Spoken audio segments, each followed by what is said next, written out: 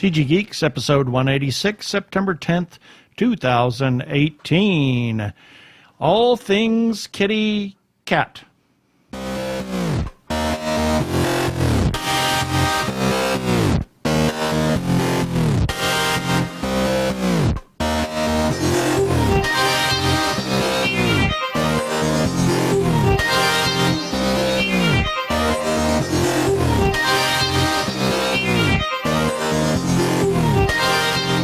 Hello and welcome to another webcast from tggeeks.com, where Ben and Keith, the two gay geeks, talk about all aspects of geekdom and nerdery, sci-fi, comics, film, horror genre, you name it, we talk about it. I am Keith Lane, and we're coming to you from TG Squared Studios, the real TG Squared Studios, not the mobile, in Phoenix, Arizona.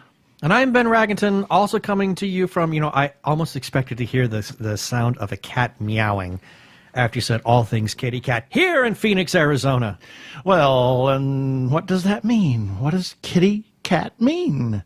I have no idea. It means Jeannie Koch. Is That's that who we're going to talk to? Jeannie Koch, the indomitable Jeannie Koch. The always amazing and every effervescent, is that it? Every effervescent, yes. Jeannie Koch. And this time she's talking about all things kitty. So we're just going to get right to it.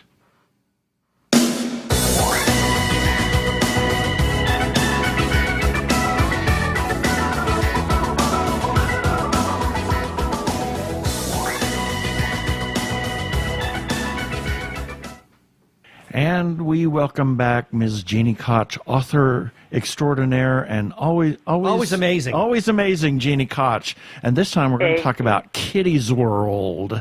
Welcome, Jeannie. All things Catherine Kitty. Yeah, cat. Martini. Cat. Yeah. So, Alien series. Anyway, there we are. As we got to get it all in there, you know? That's right. Whatever works. Yeah, but the books that blew us away. Yeah. Oh, thank you. Yeah, you're writing currently number 300 or something like that, is it? Yes. 17. No, 17. 17? Sometimes it feels like 300, but it's not. 17.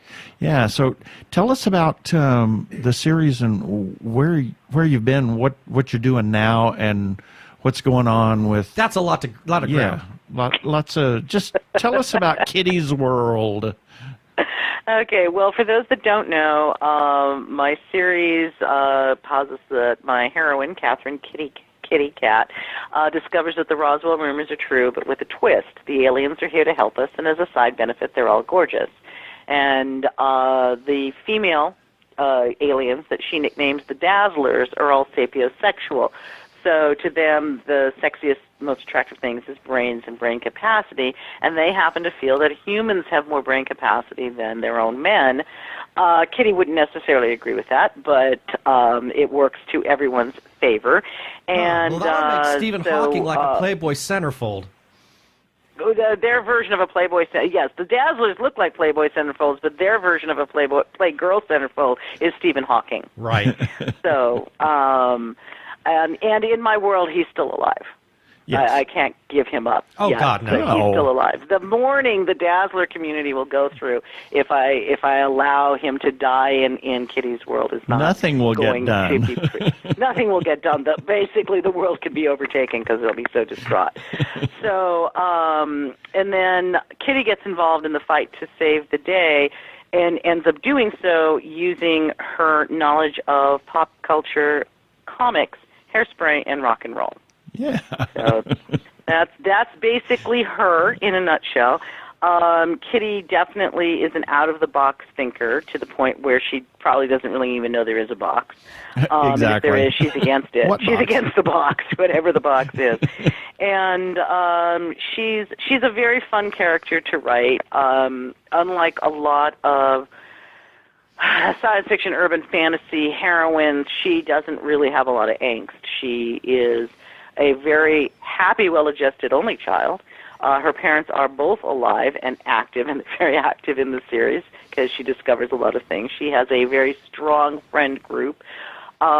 She has a job she's very happy with. When Touched by an Alien, which is the first book in the series, starts, she's just happy-go-lucky. She's bebopping along in life, and then this event happens, and she, A, has the personality to handle it, and B, discovers that her parents have essentially been training her for something like this her whole life, as has one of her best friends, Charles Reynolds, whose unfortunate nickname in high school was Conspiracy Chuck, and who Kitty calls Chucky because they've been besties since ninth grade. Yeah. And so she gets to find out that a lot of her nearest and dearest have been hiding things from her. But that's okay because it all works out. And along the way, she falls in love, gets married, has a family. And one of the things that was very important to me, I mean, with book 17, I always try to stop giving spoilers, but Kitty's been married since book 3, so, yeah. You know, sorry, folks, get over it. They're children on the covers, so exactly. Clearly you can guess that happens. But one of the things that's very important to me is that Kitty and Jeff, the alien she falls in love with and ends up marrying, are still hot and heavy. Yeah. You know, 17 books in, they still, they're very much into each other. All these things that happen are intrusions on their opportunities to have sex. It's basically, I've got to save the world so I can continue to have sex with my hot alien husband. So that's really, and then to protect our family. But really, they're still all over each other, and I think that's true. One of the things that bugs me is when you have shows that basically try to posit that there's no sexual chemistry once the couple has committed, which kind of goes against the fact, all those people that are married for decades, you don't love each other or anything, and you don't still, do the deed or anything. I mean, it's just this ridiculous attitude, and I'm tired of it, and I was tired of it way back when. And Kitty married the guy she wants to always be with, not, gosh, what are my other options kind of thing. And so that's important to me, and happily it's also important to my editor at DAW. Yeah. So we continue the happy tradition of Jeff and Kitty really, they're doing it all so they can continue to be together in all those ways. Yeah, so book 17, that's quite an accomplishment. I mean, that's... Thank you. And for it to remain fresh. Yeah, exactly. Oh, thank you. Yeah, I do my best. There are times when it's very... I'll whine to my editor about this a lot, but the hardest parts of the books these days are the starts, because the beginning is where you have to accept that a new reader may be picking up your book for the first time on book 16 or 17, and you can't say at the front, hey, no, you shouldn't have bought this book, go back to book 1, what I'd like to, but you can't. You have to set it up so that they can follow what's going on, even if they haven't read a single other book. Right. And quite happily, I have a newer fan, Catherine Kane, who read all the books out of order. She started out of order and just said, you know what, I'm enjoying it. I'm just going to keep doing it. And she let me know that she felt that every book was starting well. She never felt lost or anything else. So that was really a wonderful thing. That's cool. That was really a wonderful thing to know that, it is work, because it's work. That's the craft work portion of the writing process. Now I'm in the fun stuff of, what's going to happen here, and who's plotting this, and how do I save them there. But at the start, I call the start for me is the slog, where I'm desperately trying to get through. So it's interesting for long-time readers, and where it's not, you're not lost if you're a new reader. Right. One of the things that I love about each book is that it's like a genre unto itself. I mean, you've had your murder mystery. One of my favorites is there was one that was just like pure horror, which literally made my the murder mystery is Alien in the House. The horror is Camp Alien. That just made my skin crawl. It was so well done. And Thank so you. when you're coming up with all these little subgenres, you did a kitty cat on Mars basically kind of book not long ago. Yeah, Kitty Carter on Mars, that's the yeah, alien which was civilization, yeah. awesome. I mean, that was so much fun to read. It was really fun to write. It was very fun. I just said, it's Kitty Carter. I said to myself when I started, it's Kitty Carter or Mars. Go wild. So Enjoy yourself. right? So with these Book 17, we're going to the steampunk universe. right, yeah, that I I'm got excited a little about bit that, about that yeah. at the very end of the last book, and my jaw hit the ground. It's like, oh my god, because for people who don't know, you've written little kind of like side bits, little short stories here Yes, and there. short stories, yes. That are all connected to this universe, this multiverse that you started to create, and now the pieces are Yes. starting to come together.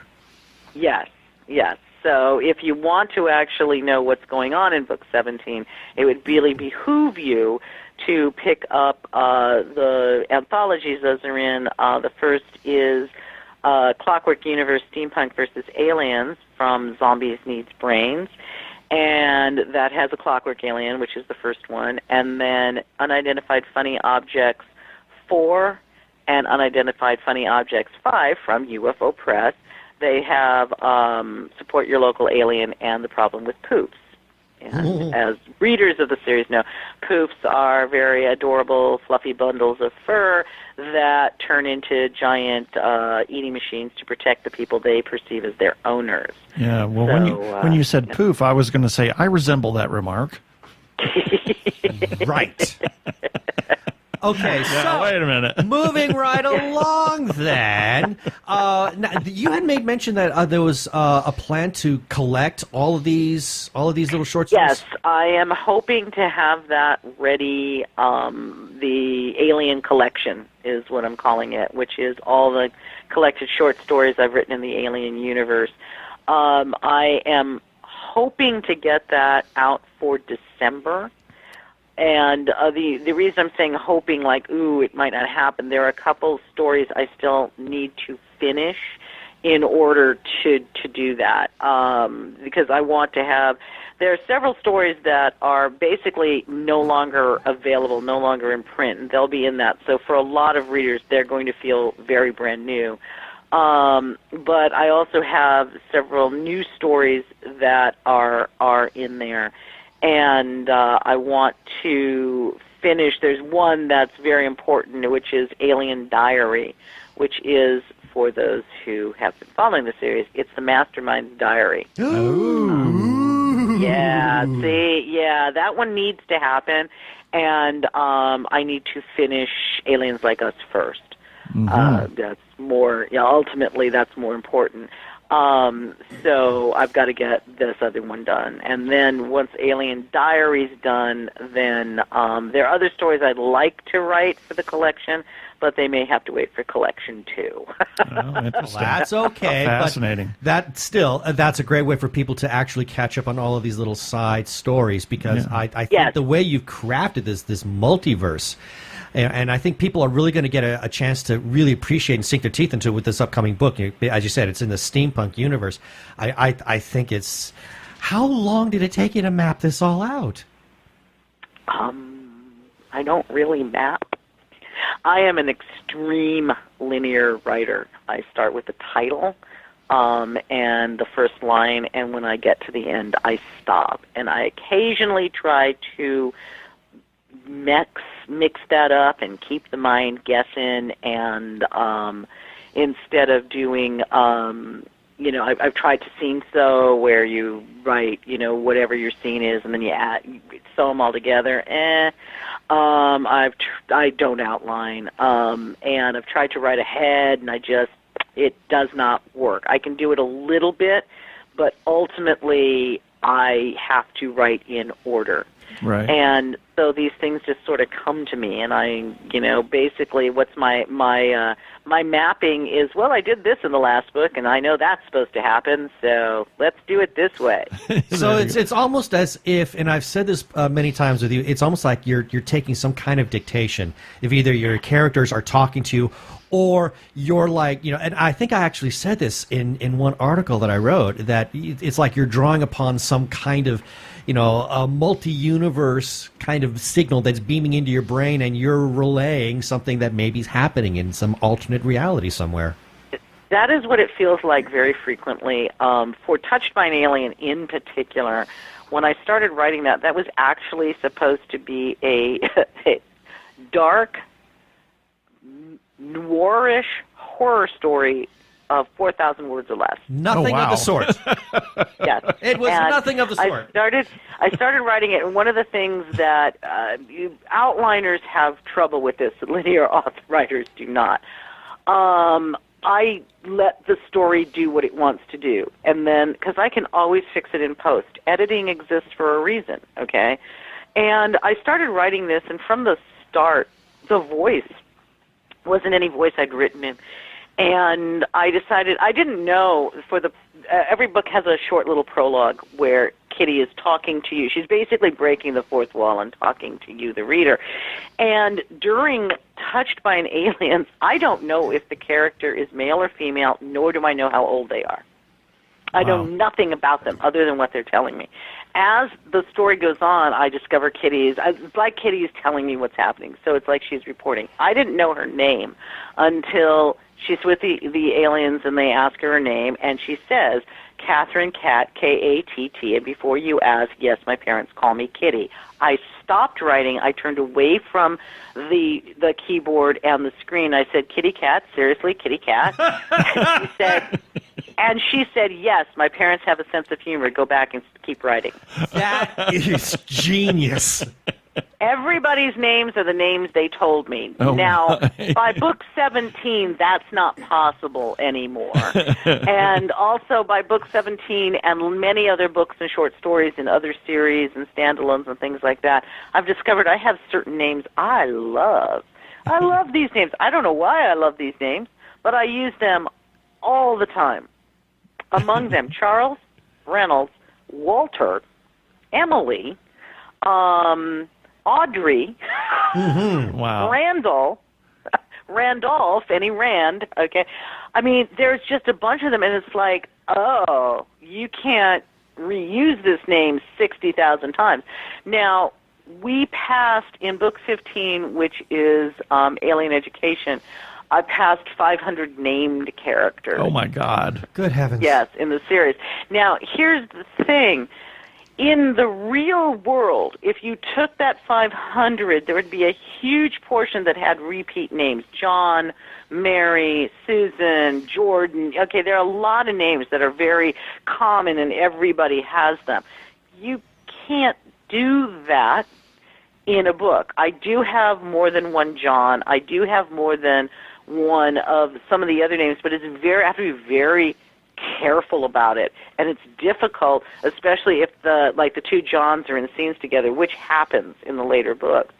So it's very challenging to keep them apart, and it's just like I'm just people names. When I was writing the third steampunk story, so the problem with poofs, I actually put out a call on Facebook and said, I need names that sound like they are alien names or names of stars or names of systems, and I got a ton, and I wrote them down. I did not bother to care. I'm like, you will never get, I'm not going to write your name down for who suggested what name, okay? But if you see it, you can feel confident you're the one that suggested it, right?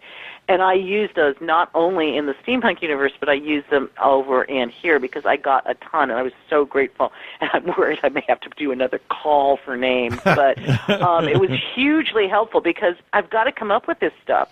And it can't be, Planet Bob every time.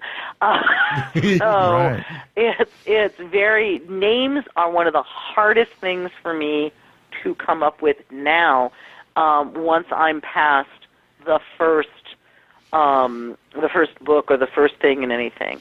The names are just difficult because you can't do repeats. And like I said, I've discovered I really have certain names that I really, really like. And I've forgotten a lot of them. I remember them as I'm writing. I'm like, wait a minute, I use that name like in 15 different books. That's not possible, for 15 different characters. That has to change. Right. So that's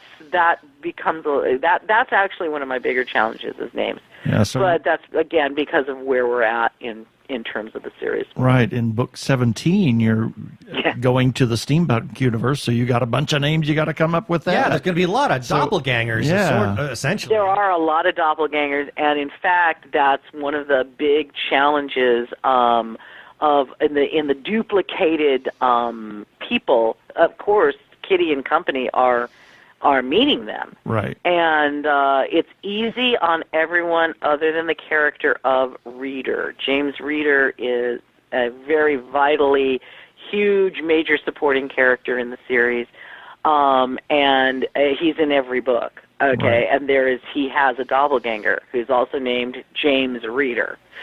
So yeah. So and neither one likes nicknames. So we're having to come up with stuff. So I'm either going to have to break down and use a middle name, which means, God, now I have to come up with James's middle name, which he hasn't. I don't think he likes because he hasn't told it to me. Right. Yeah, I was going to say, so neither of them told you that they both said, we don't want a nickname, Jeannie. They hate being called Jimmy. Really? They can't, they don't like Jim either. They cannot use, the steampunk universe is much more formal. So there's a lot of the ACs, the Alpha Centaurians from Alpha 4 that are on Earth, that Kitty is the most closely associated with. They're very formal. And so that's something that's pretty common and comfortable for those working with them, other than Kitty, who is completely informal in everything she does. But the steampunk universe in general is much more formal. They're not as laid back and calm for reasons you'll find out when you read the book. Yeah. And or if you've read the short stories, you can already probably guess why. But therefore, if you're somebody in that universe, you're not necessarily excited about using a nickname. Neither one of them likes it. And Reader is a character that is very forthcoming for me. He's not coy. Some characters are coy, and you really have to work at it to get him out. Reader's not one of them. So my impression is he does not like his middle name. So using it is not going to make things any better, because that just means one of them's wincing every time you use their name, and, that can get old. So we'll see. I'll find out. They'll let me know. Right now we're using military titles, sort of. I see. It's not so hard in narrative because Kitty is thinking of her Reader as Reader and the steampunk one is James, but it's still, it's kind of tight for it going on. So it's one of the things actually that I talked to my editor about, in that I may have to come up with something else if it's and edit that all the way through.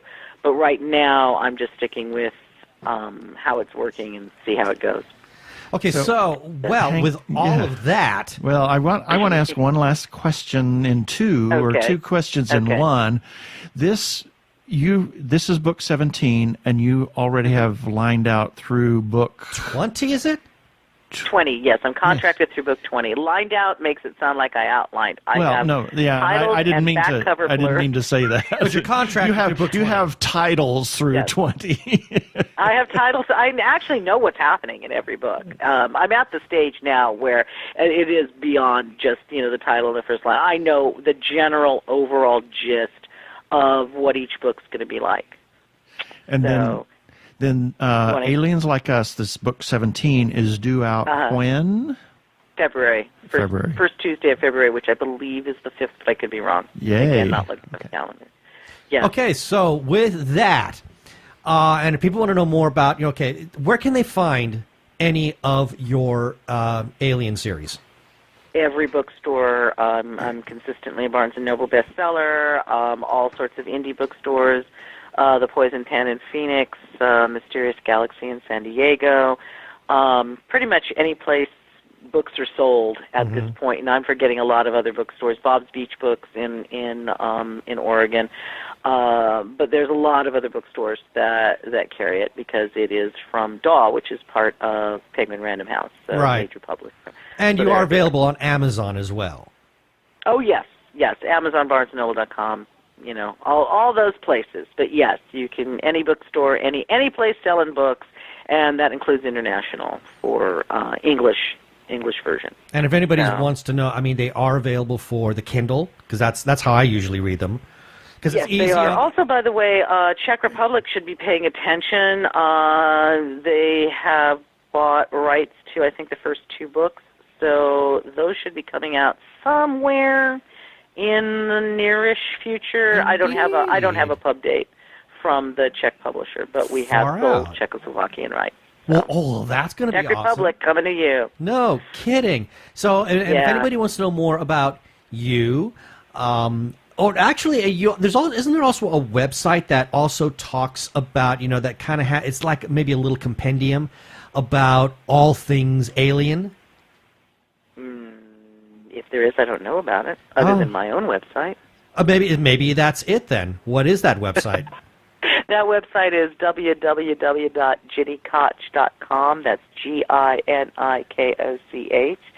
I'm hoping I'm not forgetting something. There is a fan page that is headquarters of the Alien Collective, or the something. Oh my gosh, I can't even remember it. That's sad. That's sad right there. I'm embarrassed, but there is a fan site, and that might be what you're talking about. I think that is. It sort of gives it like if you want to know what some of the operations, the different operation this, operation that Kitty likes to refer to, that's on my website too. That's on your website. That's on my website. It'll refer that's the Centurion files on my website. Yeah. So you can find out what the operations are. Yeah, because many times, Kitty will refer to Operation this or Operation Mastermind or Operation, and it's like, what book was that again? And then you can go to that website and it'll tell you. Yeah. Exactly. Well, I was going to say, do you want one spoiler that won't make any difference because it's for book 20? Sure. Oh, why the hell not? Book 20 is going to be the Kitty and the Devil and Kitty Webster. Oh my God! I see. Yeah. So Okay, for those of you who don't know what I'm talking about, you need to go look up the Devil and Daniel Webster, and see what that is. That gives you a hint for what's coming. That's book 20. Okay, everybody, Wikipedia right there. There you go. That's right. It's All a great story. I think that people should read it. So it's an older story, but it's very good. Cool. So anyway, that's book 20. Book 20 is the Devil and Kitty Webster. Nice. Cool. So, well, thank you, Jeannie, for being on the show and telling us about Kitty's World. Thank you guys for having me. Always thrilling to be here. Hi, this is Ginny Koch, author of the Alien Catherine Kitty Cat series from Daw Books, part of Penguin Random House, and you're listening to Two Gay Geeks.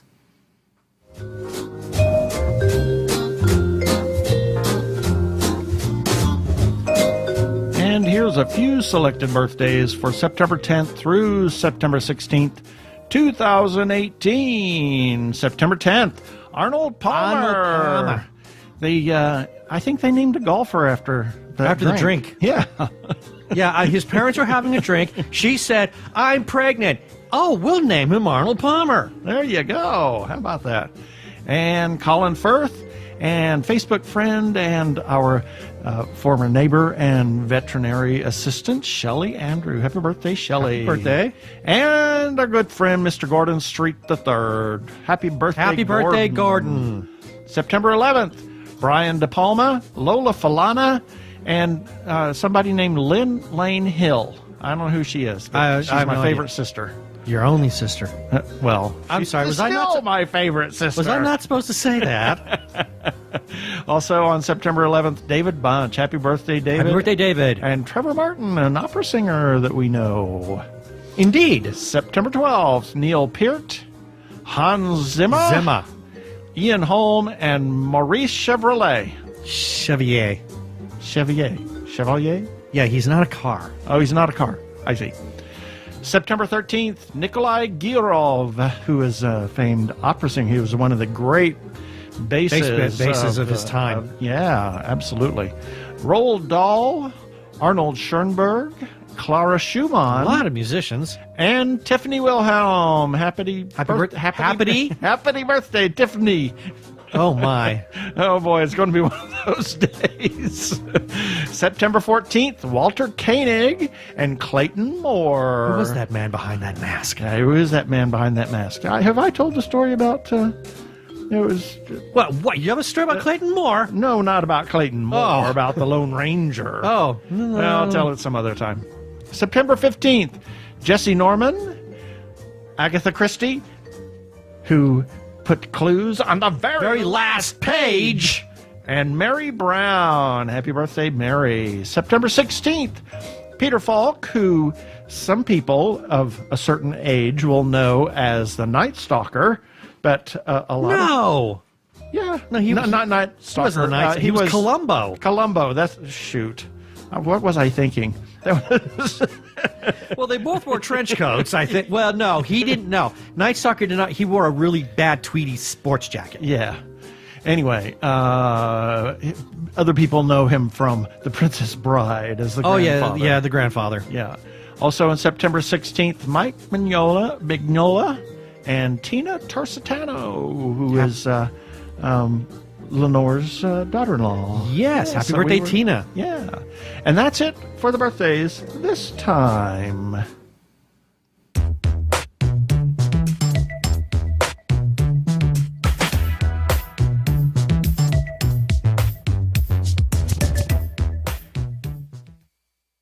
The Ideas Start Here podcast is a science-based, informative, entertaining view on immunizations and general health-related topics.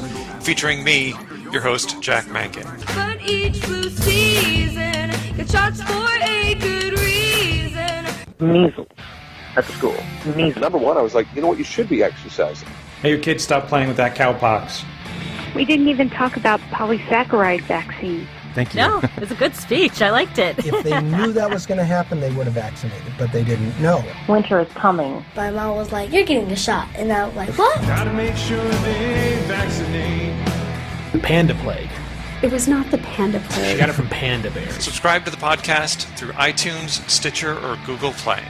Or listen directly on your phone, computer, or any other device from the website www.stchealth.com. Looks like you got the flu. Looks like you just got the flu. The Ideas Start Here podcast.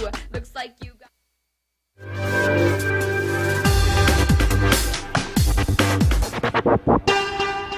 Go give a listen to our friend Jack Mangan over at Ideas Start Here podcast. And now, what It's time time. is it? It's time. Is it time? It's time.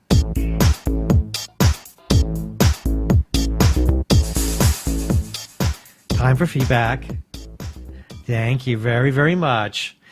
Starting being nice today. Yes, thank you. I greatly appreciate it. Out of the norm for me, I know. So I'll just talk over you while you're trying to Oh, read. God. Instead. I'm sure that the people who left feedback would appreciate that so much. Yeah, why not? So, starting with episode 183. We have some really good feedback. Oh, boy, I'm going to throw something at you.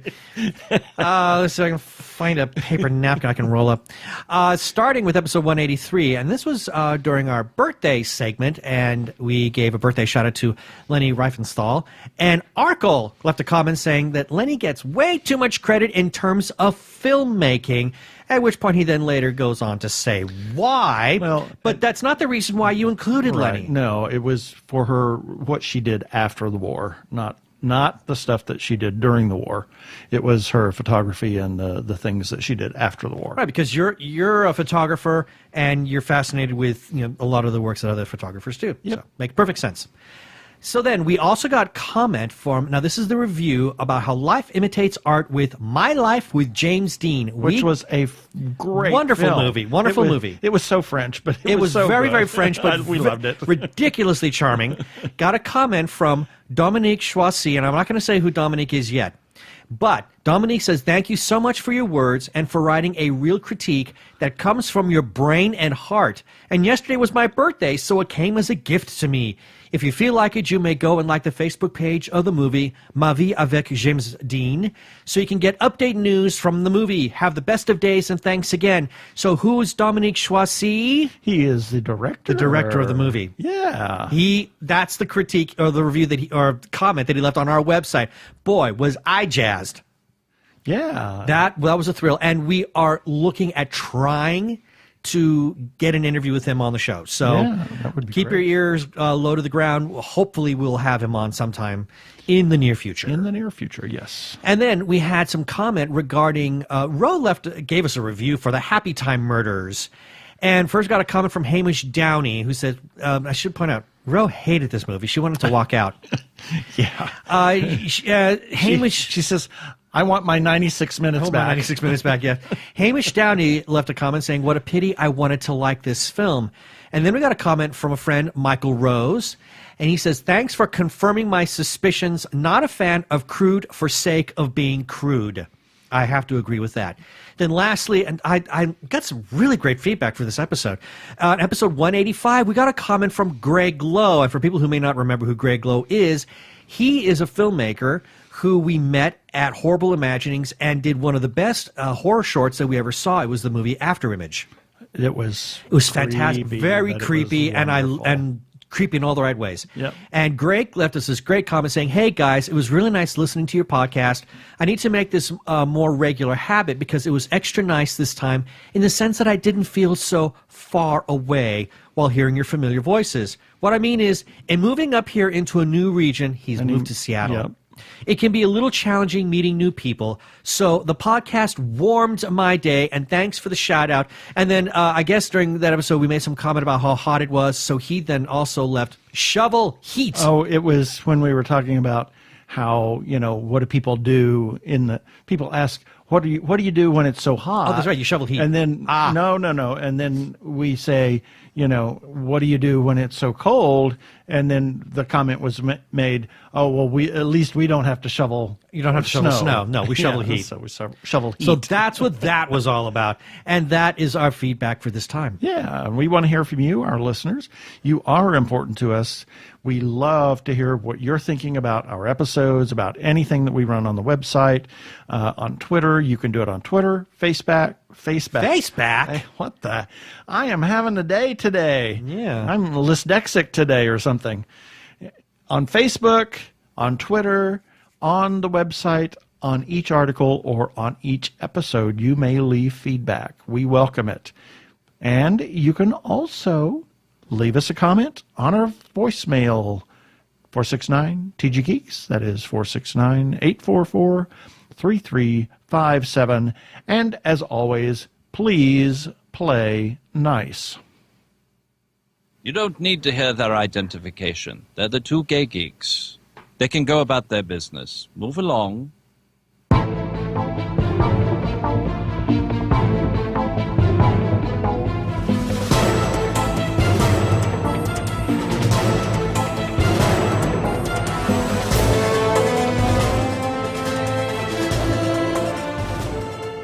Okay, I got a few things here. And before we do, for a second there, when you said voicemail, I thought you were going to say face mail.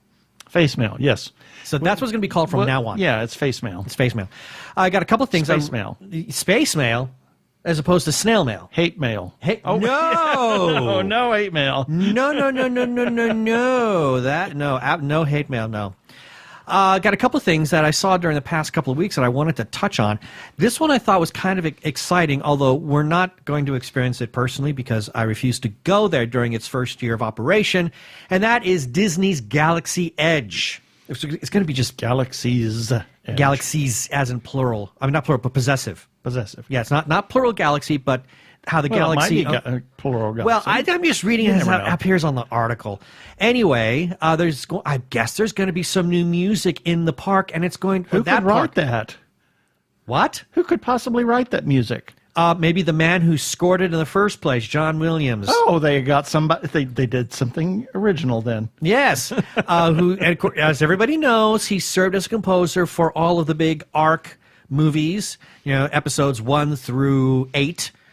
And it is rumored that he's going to write and score with Michael Giacchino for Disneyland and Walt Disney World's Galaxy Edge's theme park expansions. That could be wonderful because Giacchino is this chameleon, and he can write in so many different genres and imitate.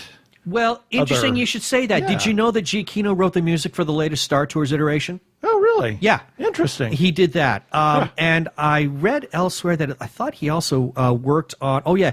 Well, he did the music for the Incredicoaster, and he also provided the score for Space Mountain. Wow. So, Cool. yeah, Giacchino is very much a chameleon who can certainly help John Williams, but it's kind of nice to actually go back to the source of the music and have that... Well, he has all the themes and the understanding absolutely. of it. So I think that's going to be very exciting.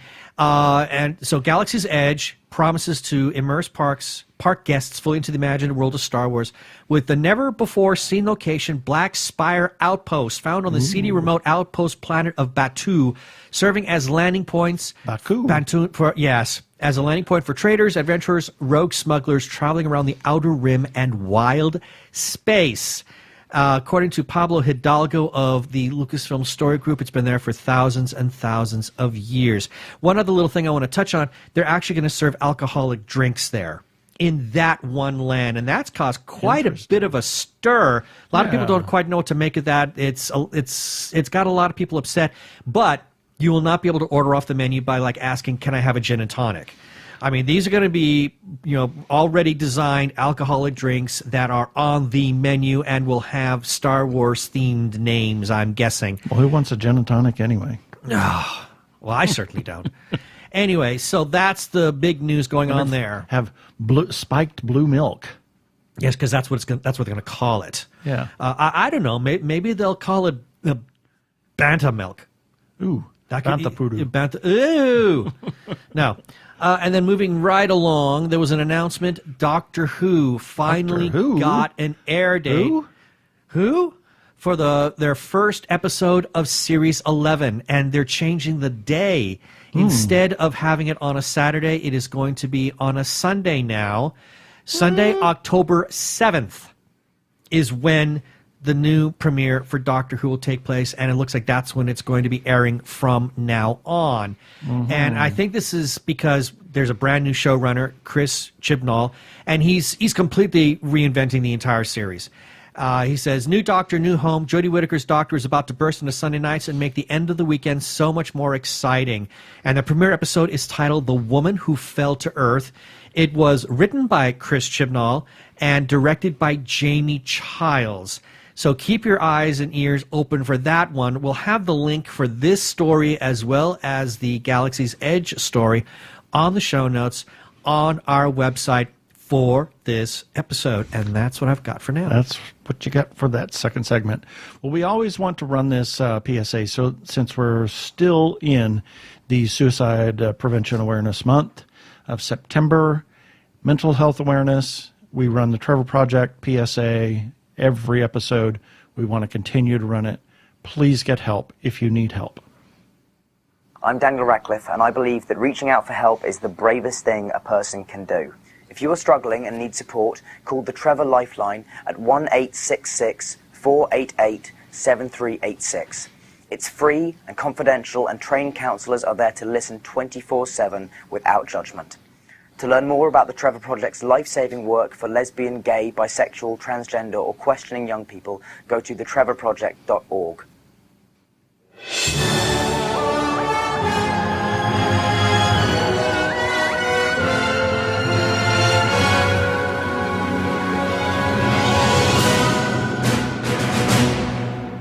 And for those that only listen to our webcast, we do have a website. It's tggeeks.com. We have all sorts of interesting content, something every day. So here's what we had for the last week. So starting on Sunday, September 2nd, we had the TG Geek Concast Episode 3. That was Episode 3 of our coverage for CocoCon 2018, as well as the 12th installment of Dr. Zombie, Monster Family Physician from Tommy Cannon. On Monday, September 3rd, there was TG Geeks Webcast episode number 185. And that's where we interviewed Beth Cato and Rhonda Parrish. Yeah. And then we also had episode 4 of the Concast. Yeah, we were busy that day. Episode 4 of the CocoCon 2018 coverage. On Tuesday, September 4th, we had the episode 5 wrap-up of CocoCon 2018, as well as we ran a new trailer for Curse of the Phantom Shadow. On September 5th, the Wednesday, there was Old Classics newly reviewed, this time the 1967 Dr. Dolittle. On Thursday, and I want to emphasize, this is why it's always a good idea to go to the website to check out what we've got, because we ran an article on Enthusiasm Abounds, a film directed by Wow, you see, got me doing it. Mark Ross, to play at the Burbank International Film Festival, and that includes an interview with Mark. It is only available on the website. You can't hear that anyplace else, so people check the website out if you want to hear the interview with Mark Ross. And then on Friday, September 7th, there was issue number 27. Wow. 27. Of News Sushi, morsels of news from Japan and beyond. Moly. I know, Tempest Fugit. And then finally, on Saturday, September 8th, there was an article from Andrea Richoff. And this was, she writes, my CocoCon experience. And it's a really interesting take on CocoCon from her particular point of view. Check it out. That's what we got going. And again, as Keith says, always take a look at what we've got on the website, because we've always have interesting things that we are running virtually every day. Something new and exciting every day. And you can find that at tggeeks.com, as well as entries on the Facebook page. Please visit and comment. As always, we've got some follow-up items. Check out the widgets on the side of the page. There are a number of books and causes we support. For example, Beth Cato's Roar of Sky, the third in the Blood of Earth series. I just finished it. Reading that. And you told me... Beth gave me a galley copy of the book. Oh, my God. And you were very happy with how it ended. Oh, my gosh. There is a review coming soon. It is a wonderful wrap-up to that series. And you can also pre-order several books. The Last Son, or you can order The Last Son by Katie Edwards and his first novel. And you can pre-order The Hanged Man, which is the second book in that series. He keeps leaking little bits here and there on Twitter, and he's reveal the whole book. I know, but between now and then, yes, Mr. Edwards, you will probably reveal everything that's really vital to that book. But oh my God, I can't wait. Yep, I can't wait either. And as everybody knows, we are huge supporters of Arizona Opera, and hope that you will be too. There's some interesting and exciting things coming up next season. Oh, so excited. Starting with Maria de Buenos Aires, and we are going to have an interview with Joe Spector, who is the CEO and General Director of Arizona Opera, coming up. So stay tuned for that. Check out especially with Joe, because he's a force of nature. He is wonderful he's to a talk hoot. to. azopera.org. Check out our restaurant reviews. It's a new category that we've added. Who knew that restaurant reviews would be popular? But they are. So we're going to keep doing it. And we are huge supporters of independent creators, whether it's filmmakers, comic book artists, writers, etc. Please consider supporting independent creators. Like their Facebook posts, like their Twitter posts, like their Instagram posts. Buy their stuff. Chat them up, talk to them, tell other people about their stuff, tell other people to buy their stuff. Mm-hmm. Support independent creators. Special shout out to Doctor Who Talking Who on Twitter. You can find them by searching @TalkingWho. They publish the Doctor Who Fancast Guide. Also, a special shout out to Michael C. Burgess on Twitter. You can find him searching @Byronic. That is BYRONIK. He puts out the Byronics Semi-Journal Aggregator. And special shout out to the Human Arkle. You heard feedback from him a little bit earlier. You can find him on Twitter @Arkle, ARKLE, and he puts out the Arkle Times Post Dispatch News. And all three of those have us in common in that they like to republish our own content, and we thank them for that. We republish their content, and we publish their content as well. Also, Arkle has a YouTube channel, Arkle Studios. He has something called the Shameless Cash Grab. Look up Arkle Studios, all one word, on YouTube, and you'll find it there. And we have to give a special shout out to the Facebook group, The Gay Geek, for allowing us to post both our episodes as well as relevant story and article content there. Their URL is facebook.com/groups/The Gay Geek. And we have to give a special shout out to Jeremiah Reeves. He's the one who gave us permission to share our content there. We thank you, Jeremiah. And we thank you, the Facebook group, The Gay Geek, for welcoming and accepting all of our stuff. Yes, thank you, Jeremiah. And where did my script go? Oh, my gosh. You lost the script. Yeah. We want to thank everybody that has clicked on our Amazon ads. You can find them at the bottom of each article and each episode and on the right-hand side of the pages. And we appreciate everybody that has clicked on those. We actually got paid by Amazon. Woohoo! Every little bit helps. Please consider clicking on those Amazon ads. And lastly, we are now on Spotify. Check us out on Krypton Radio at 3 a.m. and 3 p.m. Pacific Time on Tuesdays. And please rate us and review us on iTunes. And don't forget to subscribe to our YouTube channel.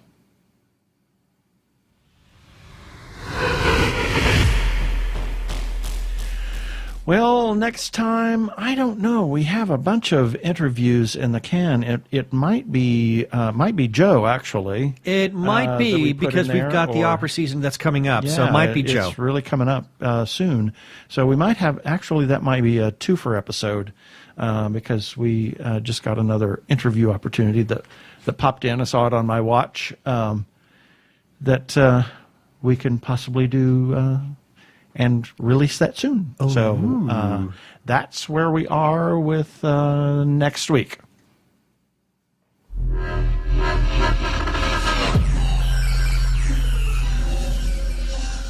Okay, that should do it for this episode of TG Geeks Webcast. Be sure to check out the article on the Where am I? Boy, you are just out of it today. Wow, you are like you're batting 500, honey. I'm not even batting 500. Check out the article for this webcast episode. We're going to have several links on the page of things that we've talked about.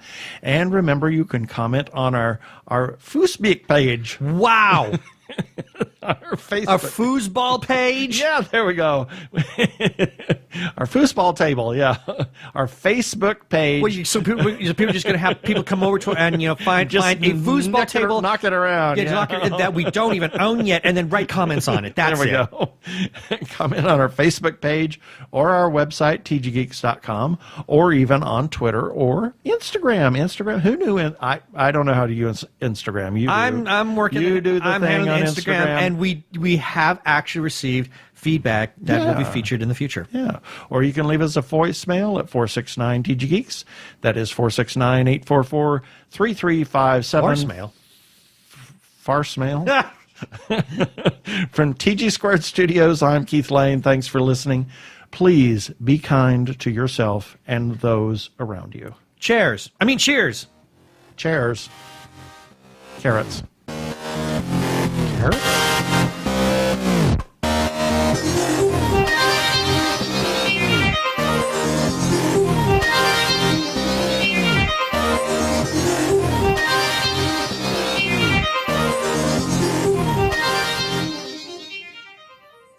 And there was much rejoicing. Yay!